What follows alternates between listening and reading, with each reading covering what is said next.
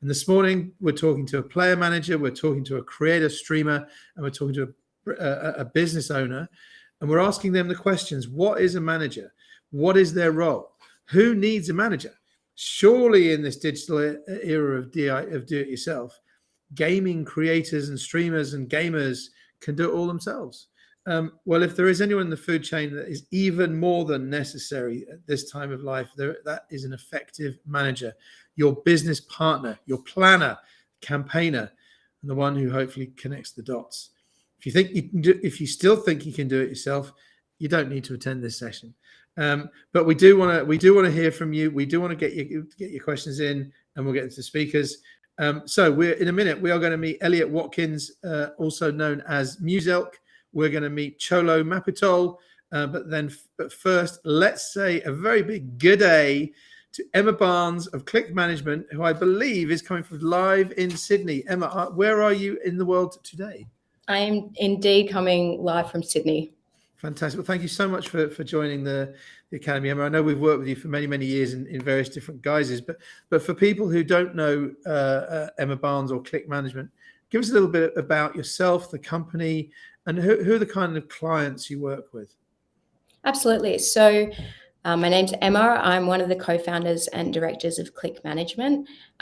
Click started off originally as a talent management company focusing on gaming creators. So I guess people or entertainers that were creating content on Twitch, on YouTube, now on TikTok, Facebook Gaming, and more in the gaming sphere.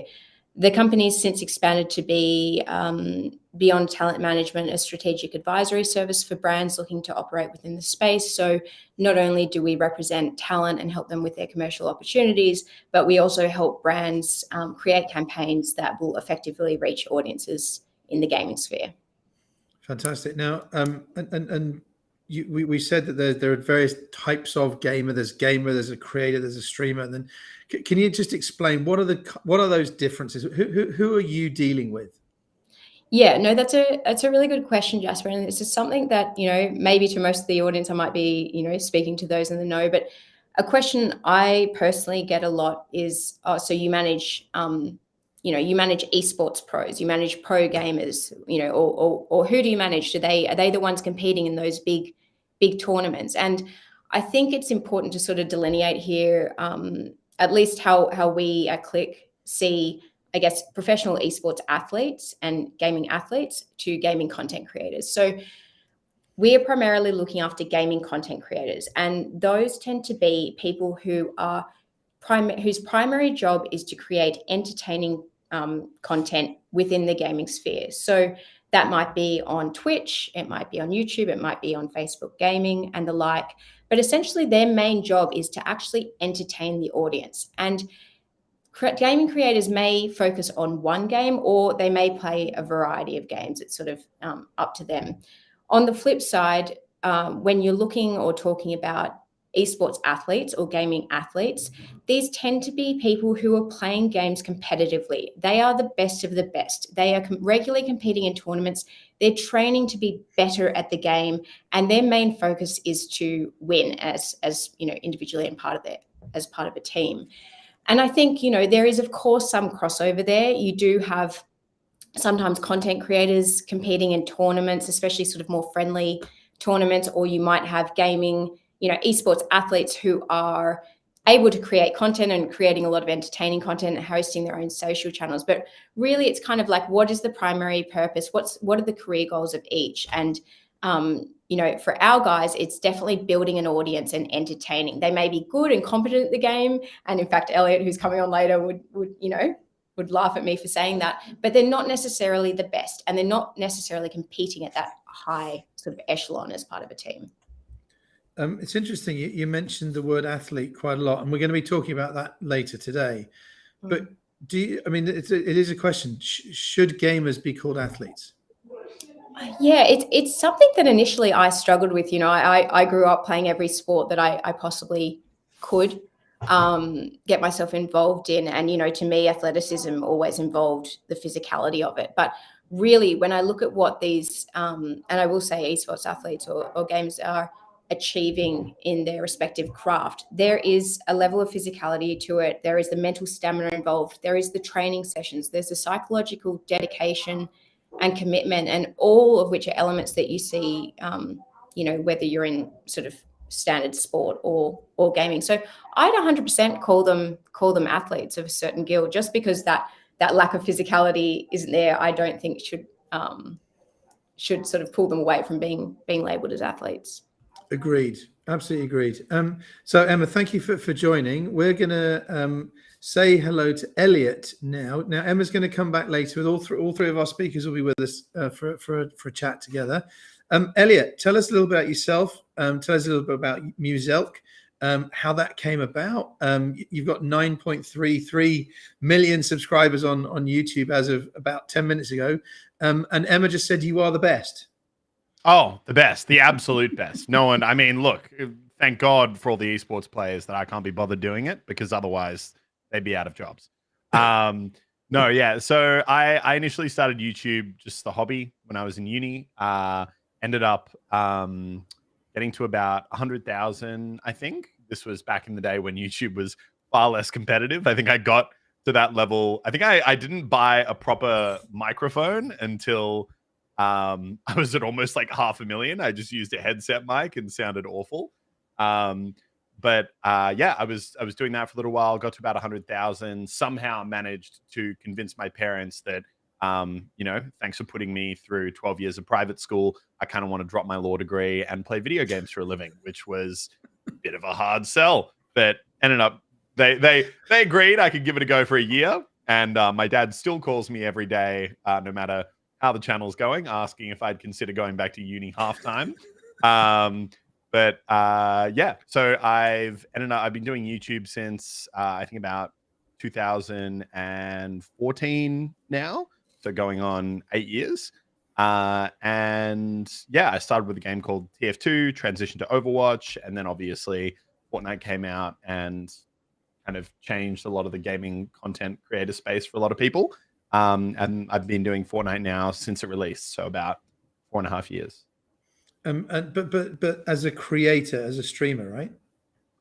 Yeah. Very much not a professional gamer. Would never put myself in that category at all. I think for most YouTubers, there's, and this doesn't apply to everyone, there's a level of some people do very well purely based off their skill. Other people have no skill at all. And I'd say for most people, there's probably a middle ground of competency that makes you not frustrating to watch. But I don't think almost any content creator would really consider themselves a pro.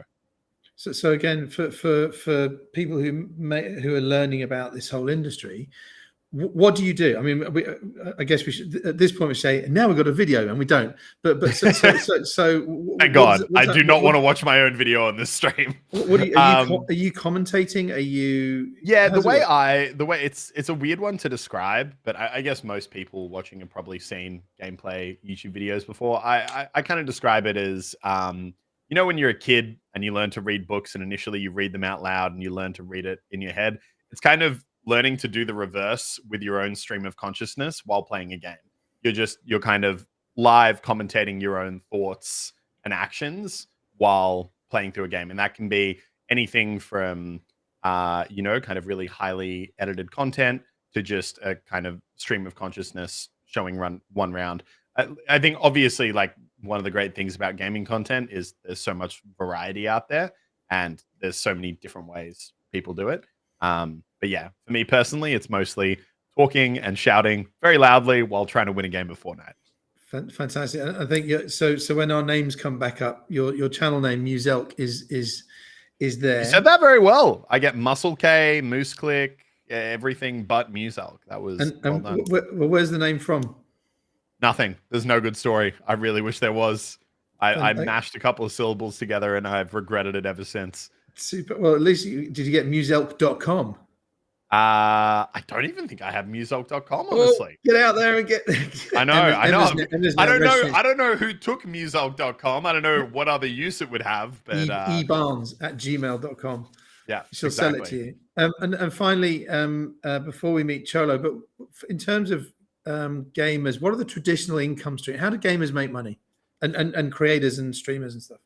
I mean, I think it varies fully for every creator. I think obviously the two main streams of income are kind of, but this is speaking purely about YouTube. Obviously, for Twitch streamers, it can gear a lot more towards donations and subscriptions. But with YouTube creators like me, it's typically mainly the standard ad revenue income you get. So YouTube keeps 45%, you get 55% of the ad revenue that your videos generate. And then normally you'll supplement that partially with sponsored income. So doing video integrations where you shout out a brand at the start, or maybe doing a full video on a game that's looking to promote itself, or anything from tweets to Instagram stories. And I think the good thing about sponsored content for a lot of creators is your channel performance can be incredibly volatile. You know, some months you'll be getting 120, 150 million views in a month, and your ad revenue is looking great. And then, you know, there can be a shift in the space. A different game can come up that you're maybe not covering that pulls a lot of the audience away. TikTok could start existing, which takes all the kids off YouTube. And then you can see kind of big kind of fluctuations in, or even just ad seasonality, obviously, with revenue spiking in December. So doing sponsored things and having that as an additional, as a creator, is a great way to kind of, you know, you can move those levers when you're trying to have a more stable income stream, depending on how your base YouTube revenue is going. So I could get paid for saying, it's about this time, Elliott, I like to listen to my Bose Bud headphones because they're great. Honestly, chat to Emma. Great manager. I'm sure she can set something up. Elliott, thank you for joining. So again, we're going to see you back here in a minute. We're going to meet our third speaker first. He's back for his second appearance at the academy. Please do meet Cholo. Cholo, tell us a little bit about yourself. Tell us about Play It Forward, and tell us about all of the wonderful gamers that you're working with. Sure, thanks, and very happy to be on the show today, Jasper. So my name is Cholo Maputol. I'm the CEO and co-founder of Play It Forward. My background before this, actually before I dove straight into gaming, was more in traditional finance banking. But last year, when really I explored what Web3 has to offer and the ability for it to provide positive financial benefits to underserved communities, I dove right in and started Play It Forward. So what is Play It Forward? Play It Forward, we view ourselves as an ecosystem builder across, and really the key mission for us is to make play more rewarding. And we achieve that by introducing gamers and players into this thing called Web3 and the metaverse, which is essentially NFT-based gaming, whereby there's, I guess, different to traditional games. There are kind of tokenized, whether it's rewards as well as tokenized assets that have the promise of being interoperable among games. But at the core of it, what we do at Play It Forward is we allow more earning opportunities to permeate and filter through to communities that don't really get access to that in a very straightforward manner. So we have most of our players are based in the Philippines and Indonesia.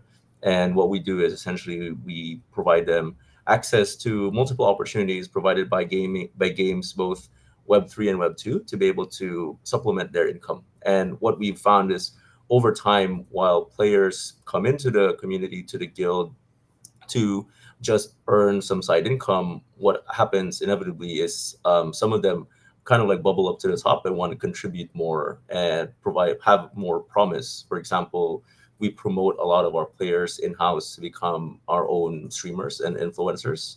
We also promote them to become research analysts and associates.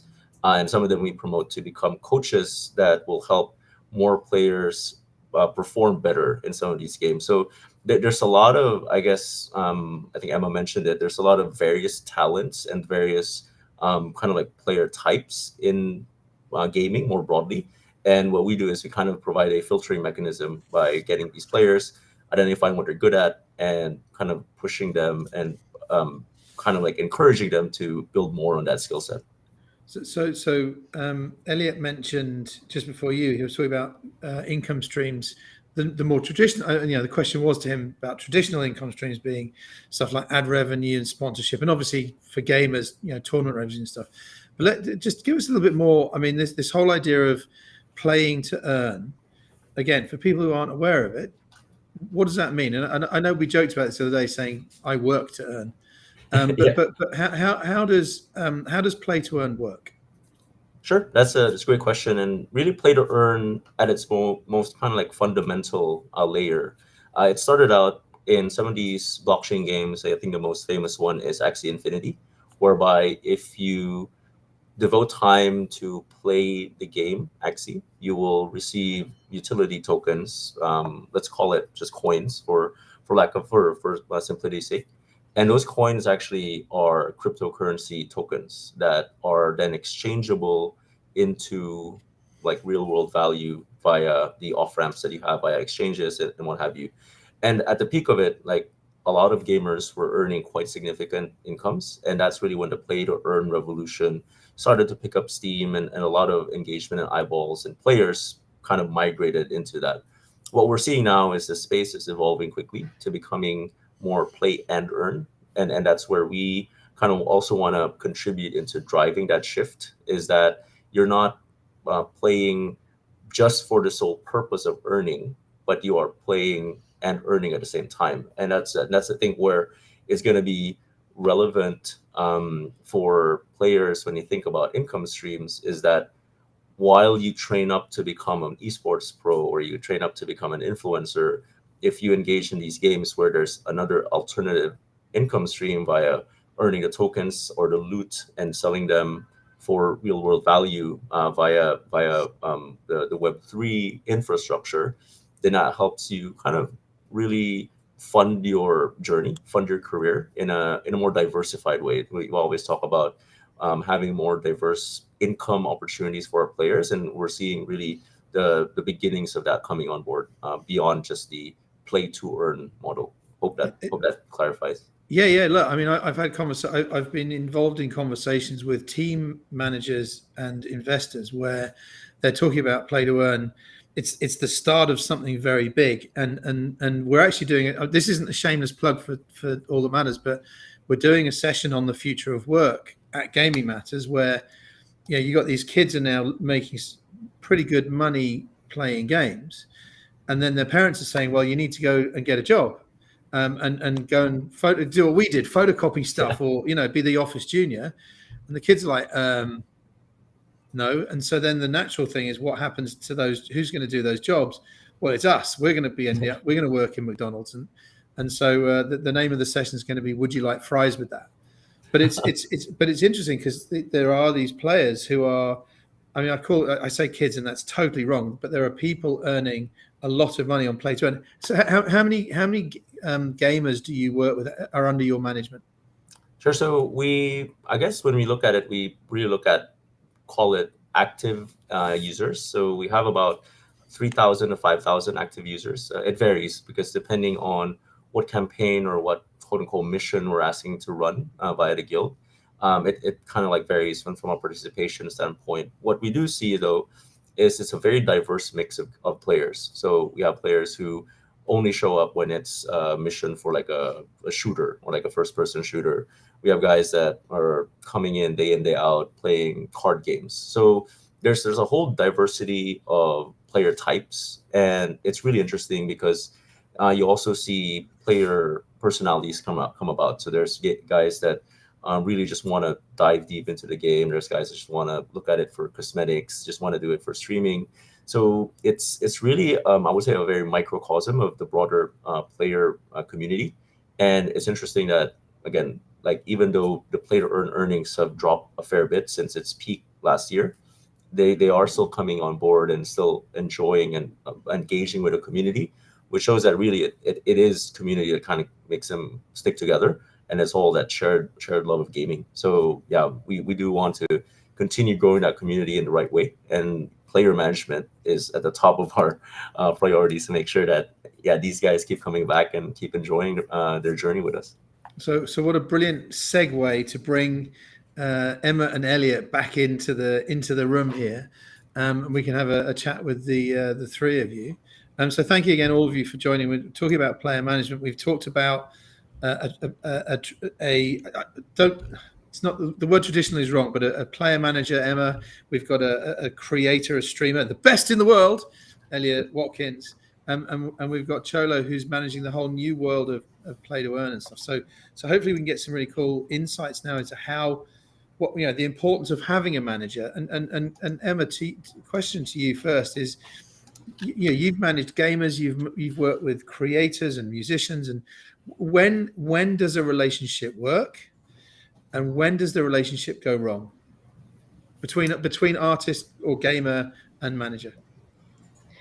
Well, Elliott was actually one of my oldest clients, so that might be a good one to put to him afterwards. But I would say a relationship works when there's when there's a lot of honesty and transparency, and there's a lot of trust. And I think that trust comes from that transparency. Ultimately, as a manager, your job is to be a business partner to the creator you're working with and help them develop the commercial side of their business. And anyone that's gone into business or partnered up with someone on a school project will know that there's a degree of trust involved in that. So I think really that has to be ultimately, that transparency is ultimately sort of the pinnacle for me, because your job as their business partner isn't to make them feel good all the time or rub the ego or anything like that. Your job is to advise them as best as you can to help them grow their business in a more effective in a more effective way,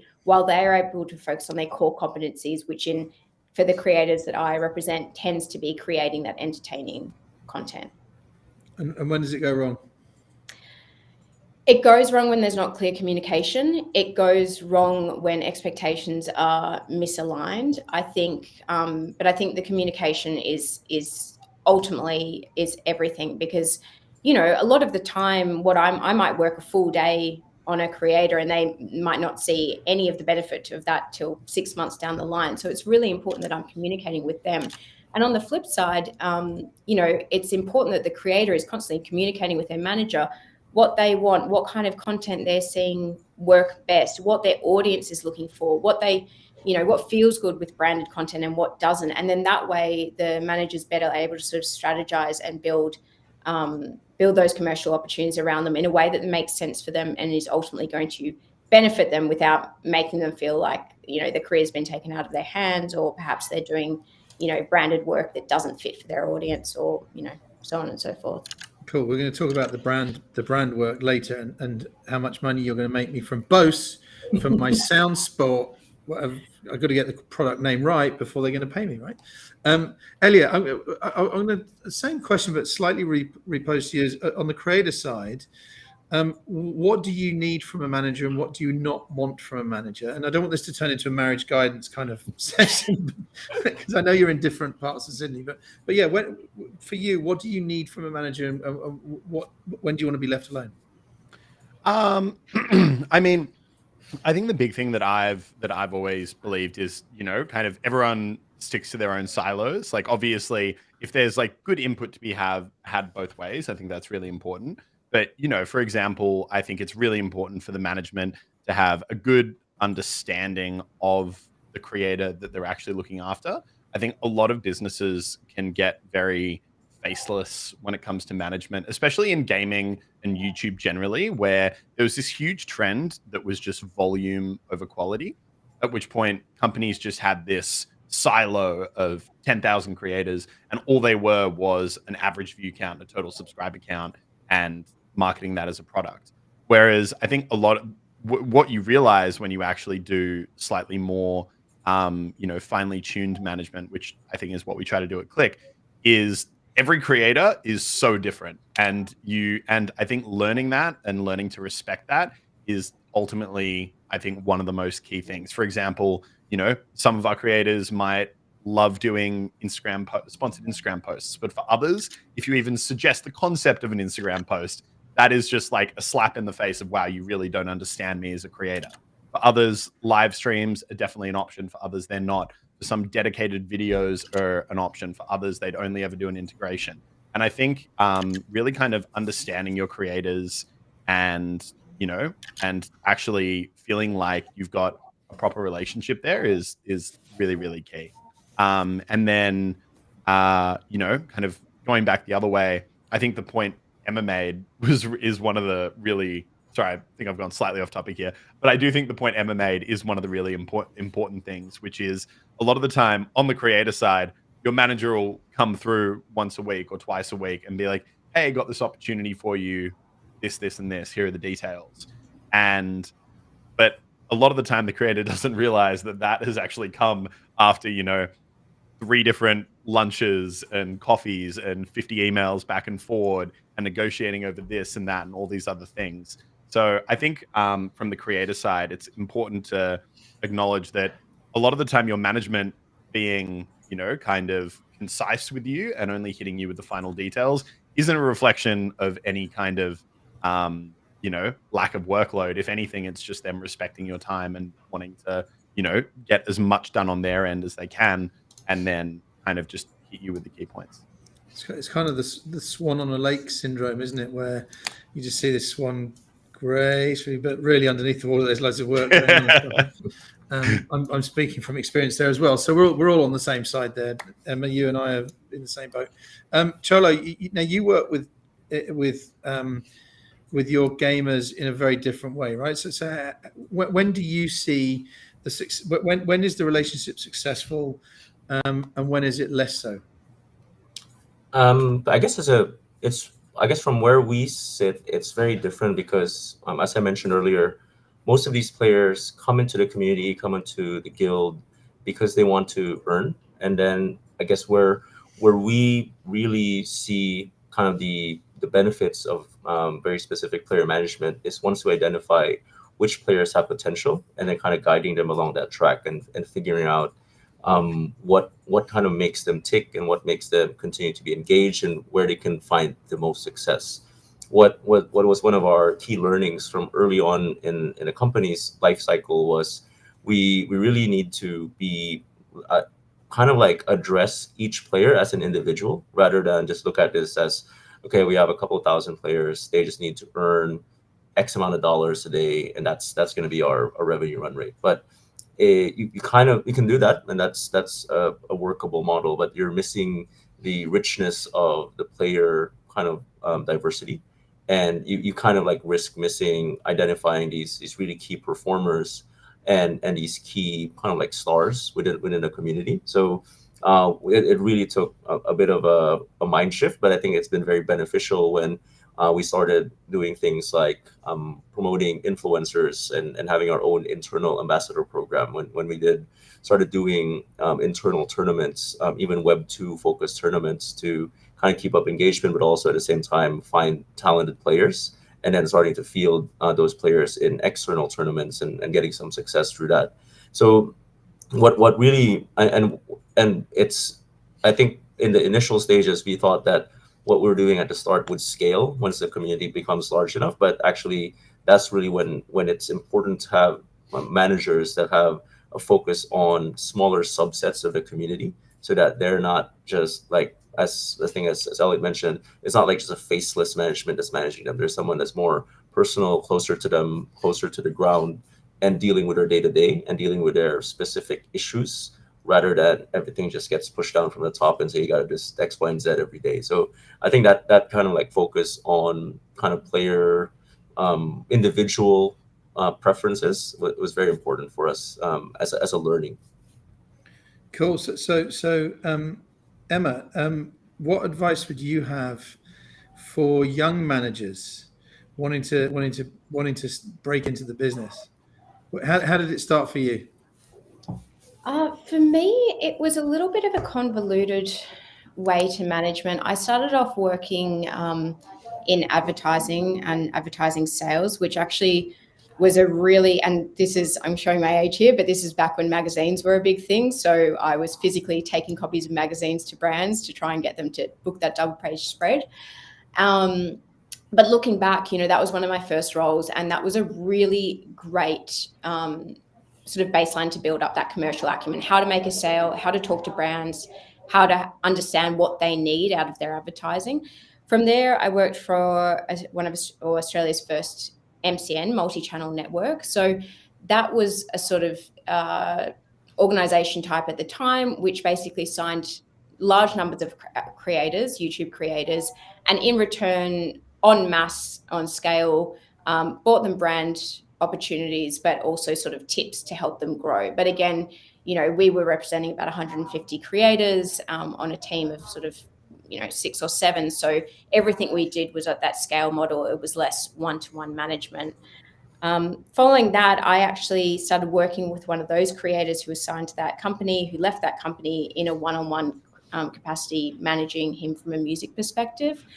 And that was, for me, a real crash course. Learn as you go. This is how you manage. And I was really fortunate to have some really great advisors around me that I could sort of lean on. And at the time, his primary audience was based on YouTube. And again, showing my age, this was at a time when YouTube influencers were only just starting to become, recognized as the celebrities that they were. It was still really much about the bloggers at that point. So, I was really fortunate to sort of be coming up at the same time as a lot of these sort of industry heavyweights in the influencer management space. And I think that combination of, working in the sales background on the magazine, and then also working in an MCN, where we were really focused on sort of helping creators grow their channel through and, and grow their content, sort of came together to help me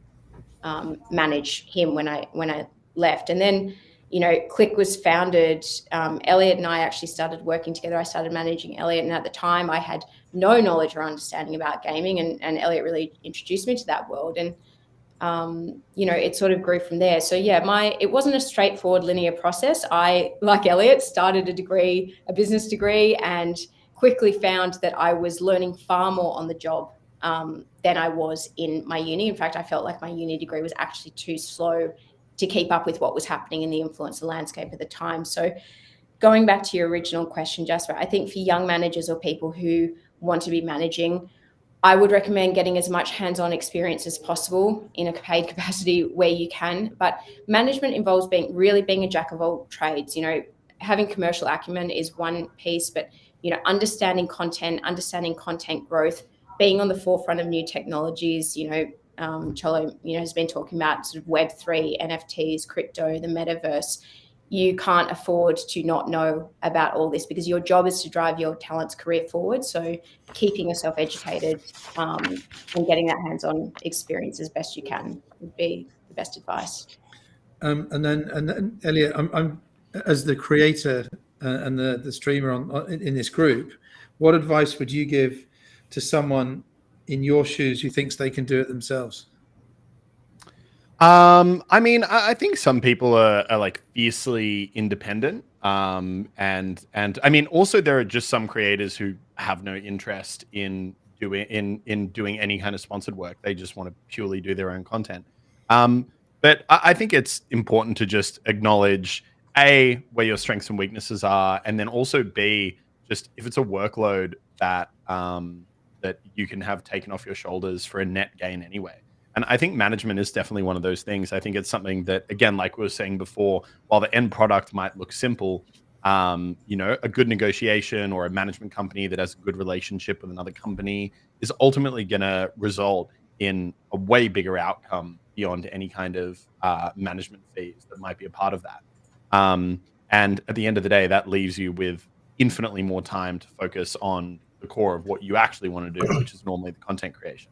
And then I think on top of that, there's, so many other factors which just factually, as a creator, you're probably not versed in, like, for example, so often we'll get contracts and be going through them and, have a lawyer look through some parts. And, there are clauses in there that can be like, creator you're never going to pick up on. And honestly, maybe when, Emma first started managing people, she might not have picked up on either. But after a while, you've done, kind of so many of these, and we, do these kind of deals and relationships every day. You kind of learn what the key parts are for the creator, how to get the best outcome for the brand. So ultimately, I think while I can understand, that kind of fierce independence, and I think people have it in a lot of different areas of life, and they're not really willing to have other people help them.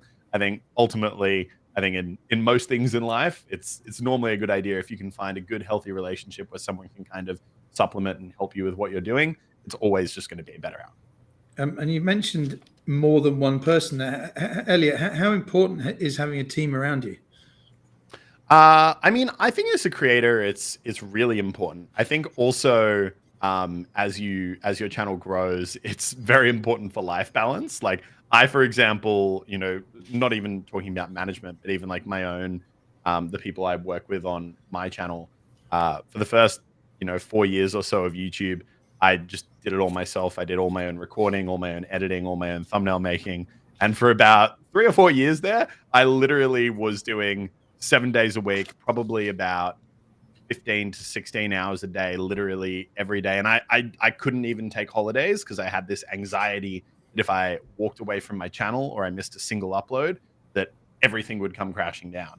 So for about 4 years, I had no life balance. And I think the best part about building a team was it, hopefully increased the quality of the overall product because you've actually got people who can be specialized and focus on the different areas. And it also allowed me to actually have some measure of a social life, which I didn't have for the first 4 years of YouTube. So it's kind of build a team, get a life. Yeah, basically. And let's look at things when life has challenges and things go right, things go wrong. Cholo, what have been rookie errors in terms of what would you see as traditional rookie errors from managers and their gamers, or vice versa? And have you had any yourself? I'm going to ask all three of you the same question. What mistakes have you made and learned from? I think that's quite relevant actually for us because we kind of approached it from the opposite end. So we started out essentially being a play to earn guild where the only kind of like reason to join the guild was to be able to get access to our platform and be able to earn from the platform. And we kind of like found our way into talent management and player training just by kind of happenstance because that became a natural extension as the community grew and the community scaled. So I think some of the learnings we had was really there's a lot of investment that is required around education and enabling your players and your talents. And I think that's one thing that maybe people who are new to the space don't fully grasp is that you need to essentially outfit them, like give them the right equipment, give them the right training. How do you be engaging on a stream? This is more for the content creator side. How to be engaging on a stream, provide them the collaterals, provide them with a team, as Elliott mentioned, around being able to make their graphics and their content a little bit spiffier and a little bit more engaging to the audience. From a player standpoint, in terms of those that want to focus more on performance, you need to provide coaching, provide them other ways, and like constantly give them updates on how the game is changing, how they can perform better, and really just bringing more value add as a manager to them. And I think lastly, the other thing is, I guess this is what is really great for gamers now, is that there are these ready-made communities in Web3 and also even in Web2 where you can kind of plug in and start your journey, quote unquote, and really plug into that infrastructure. So for example, for the larger guilds like us, we do provide a lot of support around the education piece that we mentioned, also around just understanding the commercials of it. Sometimes you're just a really good guy, you engage a lot, you have a great audience, but you have no clue, no idea how to monetize that, how to cross-pollinate across different platforms. And that's what we kind of found out was something that where we can add more value to a player, right? Sometimes, even though they're most of them, especially our guys, are more diamonds in the rough. Like we find them, they're from, again, not so affluent background, so they need a lot of kind of like help to get up the ladder quickly. But once they get there, it's really very enriching to see them progress and blossom. Cool. So Emma, I'm going to come back to you on this question of what do you see as the traditional rookie errors, what the managers or young managers can make, and have you learned from any yourself? I think there's probably a couple for me. The first is learning to say no.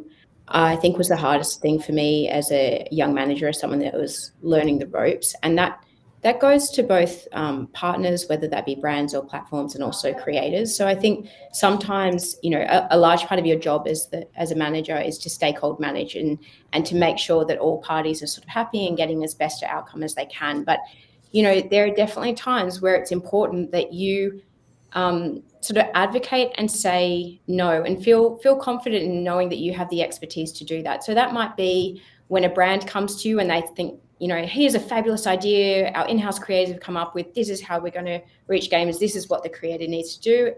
Feel comfortable saying, no, you know what, that's probably not going to work for our creator, but here's something that might connect with their audience better. The end outcome to that is better. And I think early on, it's tempting to sort of, you want to build these relationships, you want to be easy to work with, you want to bring as much revenue to your talent as possible. But ultimately, what creates a successful long-term partnership is that ability to stand by your knowledge of your creator, and on the flip side, your knowledge and understanding of what the brand's looking for when you're working with the creator, and be able to say no at the right times. That was something I probably learned pretty quickly. I guess the other one for me would just be get comfortable feeling uncomfortable, because again, the impetus is to stakeholder manage, keep everyone very happy. But if you're not, especially in the gaming space, which is constantly progressing, constantly moving, and I touched on this before, if you're not moving quickly, if you're not feeling well and truly like you're in above your head at least some of the time, then you're probably not doing the best thing by your clients, whether they be your talent or whether they be the brands and platforms you're working with, because you're not pushing the needle, you're not moving them forward in a meaningful enough way. So I think staying by the status quo because it's worked once, it'll work again. That's something else that's very tempting to do when you're up and coming and you just want everything to be good. But being able to take those risks at times is super, super important, and definitely something that I've learned as I guess my confidence as a manager and as a business owner has grown. I've felt far more comfortable doing. Fantastic. Elliott, same question. Like from the creator side of things, what are the rookie errors that you've seen and maybe made and learnt from? In terms of my own content or working with brands? I think in the context of manager, between creators and managers. I mean, honestly, I would say basically echoing exactly what Emma said. Like, ultimately, it's the best outcome for you as the creator if the brand also has a good experience. So you're both literally invested in the same thing, because that's how you're going to get, them to come back. And maybe if it does super well, you'll get an even better rate next time. And I do think sometimes, especially with, creative agencies and all these kind of things, it can be really easy for some brands to come in super hot with these very like rigid ideas that you can tell have come from more a classic marketing background versus one that's less tailored to these kind of new generation audiences. And don't get me wrong, I think some of the time the campaigns that come through are great. And I think that more and more actually it's improving a huge amount, because I think people are kind of learning the importance of tailoring content to the current generation. But yeah, I would say really being willing and being open to kind of give feedback on a campaign that you genuinely think will just improve the engagement, improve the outcome. And I think for a lot of brands, sometimes that's quite scary, because, if you're working in traditional media, you're like, this is our brand message. We're doing it word for word, this exact way. Everything is on point. Everything is direct to message. This is how it's getting done.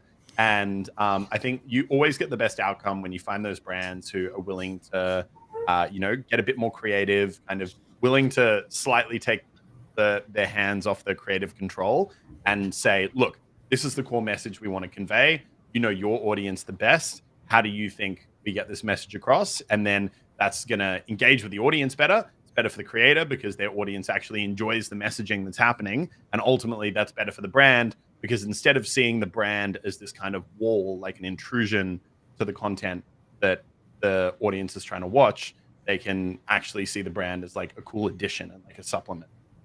We should have had you on our Working with Brands session, Elliott, because that message came out strong about the authenticity of the creator. and that brief to the brand is what do you need me to say? What would be nice for me to say? And what do you not want me to say? Now let me get on with it. Yeah. And you can sign off on it before I release it. But Yeah. anyway, so it's great to hear that, and the whole authenticity question comes through all the time, and it's very important. So okay, so final question, and Cholo, I'm going to come to you first. We're talking about player management. We're talking about that relationship between the manager and the gamer, the creator, the streamer. But aside to that, what's really exciting for you right now? What's really exciting for Cholo? What's really exciting for Player Forward? I would say that the most exciting trend for us is really the shift and the increasing overlap between Web 2 and Web 3. I would say that really we came into this space looking at Web 3 as the great big onboarder of people into crypto, into the metaverse. And we're seeing actually a very, very interesting shift in that. And I think this is really kind of like core to gaming historically, is that gaming has always been kind of at the forefront of innovation and at the forefront of trying new things. What's really exciting for us is the increasing kind of connection between Web 2 and Web 3, and maybe that comes out to something like Web 2.5. We always have a perspective that gaming has been around for so long that there's not most of the really good titles out there. They're very close to being a very good and being a perfect game, and Web 3 can learn a lot from that in terms of game design, and also how to make a fun game that people actually want to pick up and play. At the same time, I think Web 3 does bring a very different lens and nuance to how economies can be run better. And I think that's where Web 2 can borrow quite a bit in terms of how you enable players by giving them more options and more flexibility in how they engage with the game and how they make a living off of their gaming career. And I would say that there's a lot of kind of like space in between the two extremes where the magic can happen. And that's where really we see a lot of innovation going on and will happen over the next couple of months and years. And we're really excited to be at kind of the fulcrum of that evolution. So Web 2 plus Web 3 surely equals Web 5. We did do a session on Web 3 recently, and I urge anyone to watch it, where had some brilliant speakers talking about Web 3 being, the quote was, it's a concept, not a construct. But here, it was just great to put it in that context. Elliott, what's really exciting for you? And you have to put your streamer voice on for this. But what's really exciting for Muselk right now? Ladies and gentlemen, Muselk is not exactly sure what's exciting right now, because the gaming industry, well, like, I don't know, no, but like the content that I'm covering is like, I mean, Fortnite's kind of in this sense, or the games industry in general, in terms of AAA and digital content, is kind of in this holding pattern at the moment, where everyone's kind of waiting, because there should definitely be the big new thing coming sometime soon, but no one really knows what it is. But whenever big games come out, it's always out of nowhere. You know, Minecraft was an indie development release that came up, took over the world. Fortnite was literally this effectively failed game, and then they launched a battle royale mode and it took over the world. Same with PUBG, same with Among Us, was a game that was out for 2 or 3 years and had a grand total of like 10 players. And then all of a sudden, it was the most popular game on YouTube. You literally never know what games are going to come up and take over. And I do think there's a big sense in gaming right now that everything's kind of been in this kind of stationary state for a little while now, and there will be something new coming. And it's just kind of a matter of keeping your eyes on the horizon and trying to be quick to act when that comes. So Pong was my first game, which ages me completely amongst the three of you. Is he gonna make a comeback? Look, honestly, I could see a lot of engaging content with Pong. And I could have you streaming around me as well. Hey, I don't know. You could be the next big YouTuber with that game. Emma could manage me with my boast, whatever they're called. Yep. You're doing well with Jasper. Hey. Emma, final word for you. What's exciting for Emma? What's exciting for Click Management? Oh, for Click Management, it's that we're feeling like the world is not enough right now. From the lens of sort of creator management, I think it's similar. It's that really, if you're a gaming creator right now, the world is at your feet. Everyone wants to work with you. Everyone wants to understand you. Everyone wants to do what you're doing or try and get where you're going. And that is so exciting. I think we've never seen, gaming creators be taken as seriously as they are taken now, whether that be by brands, by platforms, by, sort of the broader entertainment industry. That's really exciting. Their ability now through various mechanisms to really own their brands, own their, own the communications channels between them and their audience, own that comms channel between their communities, and, help really build these communities, and then, build consistent, long-lasting revenue streams off the brand. And, it's so exciting. So I think, yeah, for us, from that perspective, certainly Web3 as a concept, not a construct, is offering a lot of sort of opportunity, and we can see it sitting on the horizon. And I do think that the increasing opportunities for creators to really own their communications with their communities in a more direct manner. So that might be through, everyone will laugh at this, but something like OnlyFans or Patreon or whatever, where you've got, that sort of, you're creating content for an audience as opposed to a lot of the time an algorithm or an advertiser. That's really exciting to see what sort of opportunities come out of that space. Fantastic. Well, listen, on that very high note, I just wanted to summarize everything we talked about today, because as ever, I have been very, very attentive and taking note. I've even put pink highlights on my notes, but we talked about creators and gamers as athletes and being treated as athletes, because the mental stamina, the training regimes, the psych and dedication around psychology. And we are going to be talking about that later today. We talked about managers and their clients need to have this honest, transparent, and trusting relationship. You're the business partner, you're the commercial side, you're their advisor, you're their business parent. Talked about having to have clear communications and managing expectations. Talk about making sure that every client is different. Talking about understanding your clients, be close to them and be individual. We talked about being a jack of all trades and having to understand everything to do with your clients. Talked about building a team. If you build a team, on the creator side, if you build a team, you get a life. I should say that like that there. If you build a team, you get a life. And then we talked about. Close.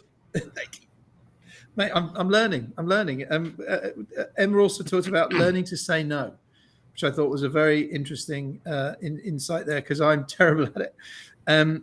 Get comfortable feeling uncomfortable, which I thought was another great line as well. But be prepared to take risks. And certainly in the new world of Web3 coming up, there's a lot of new concepts and stuff coming up. So I wanted to say thank you again to a brilliant session for Emma, to Elliott, to Cholo. Good luck with everything you're doing. Good luck with your work and everything. Emma, good luck with your new client. And I'm looking forward to getting the name of my Bose headphones right. Up next later on this afternoon, and thank you everyone out there for joining us today as well. But up next later this afternoon, we are talking about gamers' mental health and well-being, which we touched on today. A lot of today was about what happens when it goes right. Later on today, we're talking about maybe what happens when it goes wrong. Those psychological issues, the stamina required, the training, the dedication. How do players work when it doesn't go so right? And we got the wonderful Kern Shovers, who's one of the world's leading authorities on mental health and well-being for gamers. That's at 4:00 Singapore this afternoon. Back here, please join us. But thank you again to our speakers. Thank you again to Twitch, to Singtel, and the Global Esports Federation. Thank you to the production team here, the branded team. You are all fantastic. And we will see you at 4:00 this afternoon.